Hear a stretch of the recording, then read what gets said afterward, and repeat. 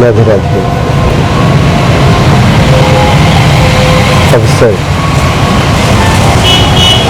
Opportunity. बहुत भाग्यवान होते हैं जो नहीं मिलते हैं, और इससे भी सौभाग्यशाली वो है जिसका सदुपयोग करना। मनुष्य बनना, मनुष्य बन के सत्संग मिल जाना, सत्संग का असर होना, मन में प्रेरणा उत्पन्न हो पाना, किशोरी जी की कृपा से सदगुरु का मिल जाना, रेगुलर सत्संग मिल पाना, चाहे इस टेक्नोलॉजी के माध्यम से ही क्यों ना हो, एक बहुत सुनहरा अवसर है। इनको हम सुने, इन्हें समझे।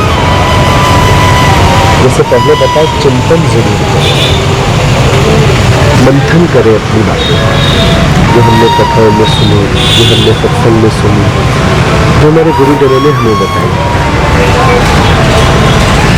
ये अवसर दोबारा नहीं मिलेगा। अब चूके तो पता नहीं कब मिले दोबारा मानव कोटन।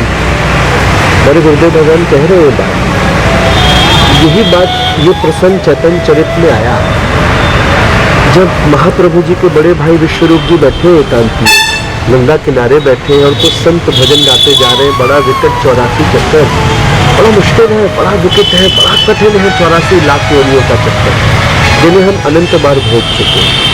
और मनुष्य बन के अपनी घर गृहस्थी की कॉम्प्लिकेशंस में, जिम्मेदारियों में, संसार की सिचुएशंस में ऐसे स्टक हो जाते हैं, ऐसे फंस जाते हैं कि हम जो हमें सुनहरा मौका मिला है, अवसर मिला है, जो अपॉर्चुनिटी मिली है, उसको भूल ही नहीं पाते, जान ही नहीं पाते, समझ ही नहीं पाते।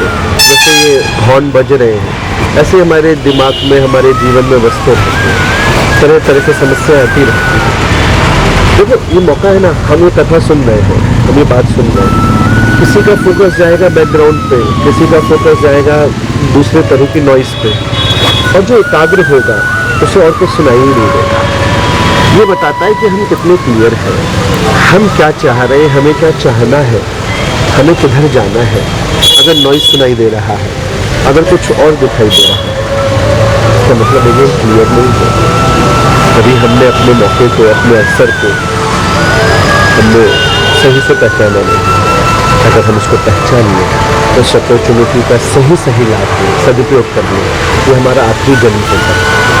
इसी जन्म में हम जीते जीते शुक्रिया प्रीतम के दर्शन कर सकते हैं, अपने गुरुजनों को गर्व महसूस करा सकते हैं, उनके चेहरे पे अपने भजन के माध्यम से प्रसन्नता ला सकते हैं, उनके चेहरे की मुस्कुराहट का कारण आप और हम बन सकते हैं, अगर हम सही रास्ते पर चलें। इसलिए तरह तरह की कथाओं के, भागवत के, रामायण के आयोजन होते हैं। इसलिए 13.5 करोड़ नाम जप का आयोजन किया जाता है। किसी तरह से तो हम आए।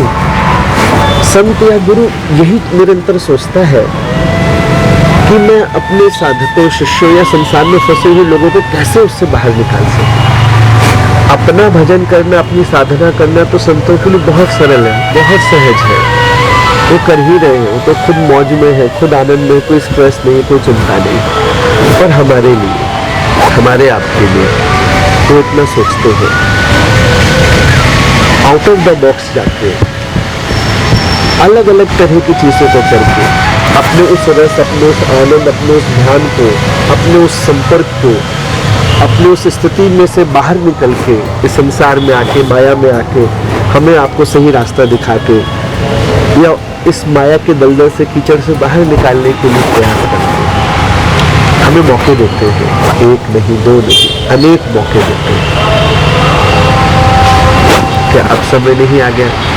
चलो बहुत हुआ, अब चलते हैं, चलो ना, आओ ना वृंदावन, उस साधना को करो ना जो उन्होंने बताया है। जिस जगह तुम बैठे हो, जहाँ तुम हो, जहाँ तुम्हारा घर है, जहाँ तुम्हारे ठाकुर है, वहाँ कभी देखो तो सही लाड़ से, क्या सुंदर है, क्या सुंदर नेत्र है, क्या सुंदर उनकी मुस्कान है, क्या अद्भुत तरीके से वो तुम पे कृपा कर रहे हैं, तुम्हें कितनी अद्भुत तरीके से संभाल के रख रहे हैं। कितनी सारी ऐसी मुसीबतें हैं जो तो हम पहचान ही नहीं पाते, जो हम तक आती है उससे पहले ही वो छट जाती है। कितनी गोद में क्या पलकों में बिठा के हमारे गुरुजन, हमारी प्रिया जी, हमारे ठाकुर श्याम सुंदर हमें कितना संभाल के ले जाते हैं। क्या कुछ ऐसा नहीं कर सकते कि उस मौके का सदुपयोग करिए। संसार की चीज़ों में रोने, संसार की चीज़ों में परेशान होने, संसार को कोसने की जगह, संसार की चीज़ों से इरिटेट फ्रस्ट्रेट होने की जगह हम उस भजन को सेलिब्रेट करें, हम गुरु कृपा को सेलिब्रेट करें, हम इतने सारे अवसरों के लिए उन्हें धन्यवाद दें। तुम तो चले, चलो तुम, संभालेगा वो, चलना तुम्हें है, पहुंचाएगा वो, चलना तुम्हें है, अनुभव देगा वो, चलना तुम्हें है, तुम्हें हर कदम पे मार्गदर्शन देगा वो। यही तो संबंध है ना।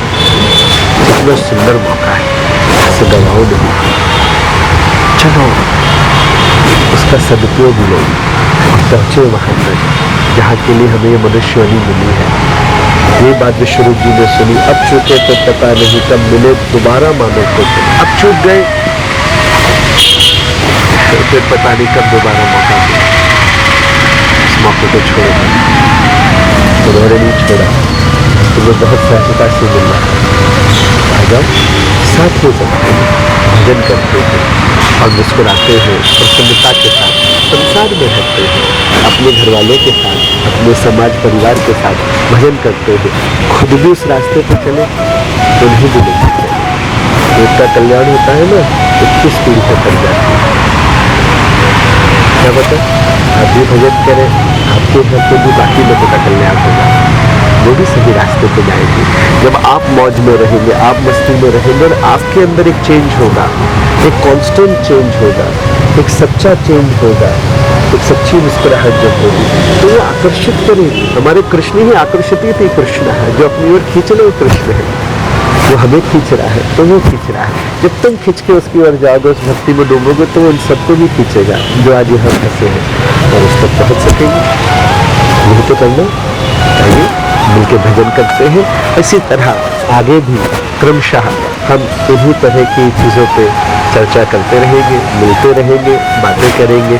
कुछ आपके मन में प्रश्न हो, कुछ आपके मन में जिज्ञासा हो, कुछ आप जानना चाहते हो, पूछना चाहते हो, समझना चाहते हो, आप कमेंट्स में अपनी बातों को कह सकते हैं, पूछ सकते हैं। प्रयास किया जाएगा कि आने वाले एपिसोड्स में, आने वाले वीडियोज़ में हम उन पर चर्चा कर सकें। आज कितनी कृपा की बात है कि वही वृक्ष है जहाँ महाप्रभु जी बैठे थे, आज उनकी कृपा नहीं है और क्या है कि आज हम यहाँ बैठे हैं और आप और हम बात कर पा रहे हैं, चर्चा कर पा रहे हैं, उससे जुड़ने की कोशिश कर पा रहे हैं।